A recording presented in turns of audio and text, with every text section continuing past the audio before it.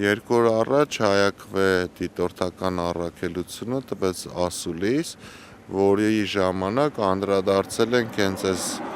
ձևի հետ կապված խախտմանը, այսինքն գյուղ մտնող եւ ելնող, գյուղից ելնող տարբերանշանները, որ դրված են, որ գյուղ ենք մտնում եւ որ գյուղից ենք դուրս գալիս, այս խախտումները ցույց ենք տվել, մինչ այս պահը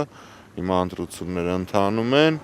եւ սրա հետ կապված որևէ միջոցառում չի կատարվել, այսինքն նույնությամբ մնացել են, հիմա կարող եք ֆիքսել նաեւ մյուս նշանը, նույնությամբ նրա վրա էլ կա։ Այստեղ տեսնում ենք, որ էլի նույն թեկնածուների պաստառներն են, որոնցից մեկը գրեթե 90%-ով ոչնչացված է,